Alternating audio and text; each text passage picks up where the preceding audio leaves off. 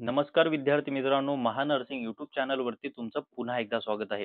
विद्यार्थी मित्रांनो, जसं मी तुम्हाला सांगितलेलं होतं की जेएनएमचा कॅपराऊंड 3 हा पब्लिश झालेला आहे. त्या अंतर्गत सीट मॅट्रिक्स सुद्धा 3 सप्टेंबरला पब्लिश करण्यात आलेली होती. एकंदरीत विद्यार्थी मित्रांनो, ही जी सीट मॅट्रिक्स आहे त्यामध्ये एकूण जागा किती आहेत, कोणत्या कॅटेगरीला आणि कोणत्या कॉलेजला चांगल्या जागा सुटलेल्या आहेत, त्या सुद्धा आपण एकदा बघून घेऊया. आणि ते सुद्धा मी सांगणार आहे की तुमचे ॲडमिशन जर तुम्हाला कॅपराऊंड 3 मध्ये हवं असेल, तर नक्की तुमचा चान्स असू शकतो का नाही, हे सुद्धा मी तुम्हाला डिटेल इन्फॉर्मेशन सांगणार आहे. तर नक्की हा व्हिडिओ शेवटपर्यंत बघा.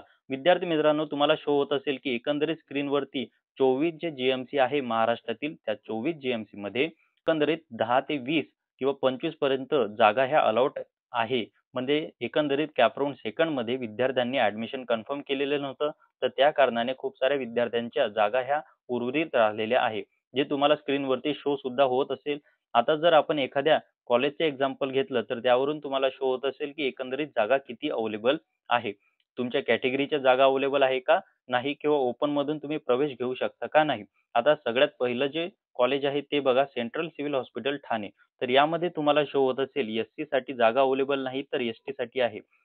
त्यानंतर N1, N2, N3 साठी जागा नाही, पण ओबीसी साठी 2 जागा आहे. एससीबीसी साठी 2 आहे, तर ईडब्ल्यूएस साठी 2 आहे. ठीक आहे. ओपन साठी 1 आहे. पीडब्ल्यूडी कोट्यासाठी 2 जागा अवेलेबल आहे. तर एकंदरीत असं रिझर्वेशन करून त्यांच्यासाठी एकंदरीत 13 जागा अवेलेबल आहे. असंच जर तुम्ही विचार केला, तर वेगवेगळी जी हॉस्पिटल आहे त्यामध्ये 13, 20, 11, 19 यासारख्या जागा अवेलेबल आहे.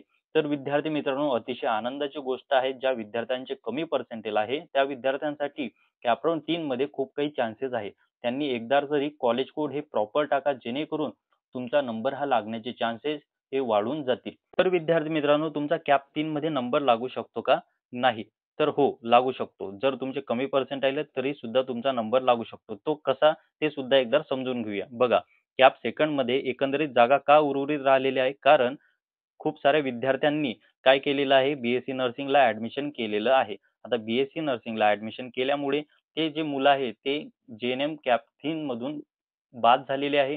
तर उर्वरित जे राहतात जेएनएमचे कमी पर्सेंटेज वाले जे विद्यार्थी आहे, त्या विद्यार्थ्यांसाठी खूप सुवर्ण संधी आहे की त्यांनी काय करा, की थर्ड कॅप राऊंड मध्ये एकदम प्रॉपर कॉलेज कोड टाका. तुमच्या जवळील जे कॉलेज आहे त्यानंतरच कॅटेगरीची जी जागा आहे त्यानुसार, ॲज वेल ॲज ओपनच्या जागा जास्त असतील तर तिथं, तर असे कॉलेज जर तुम्ही टाकले तर नक्की तुम्हाला जेएनएम कॅप 3 मध्ये कॉलेज लागण्याचे चान्सेस आहे. एकंदरीत विद्यार्थी मित्रांनो, तुम्हाला ही गोष्ट समजलेली असेल. आता प्रश्न पडतो की एकंदरीत 352 ज्या जागा आहेत, त्या 52 जागांवरती एकंदरीत तुम्हाला कॉलेज कोड कसे टाकायचे. तर नक्की तुम्हाला यावरती मी व्हिडिओ डिटेल इन्फॉर्मेशन सांगितलेली आहे.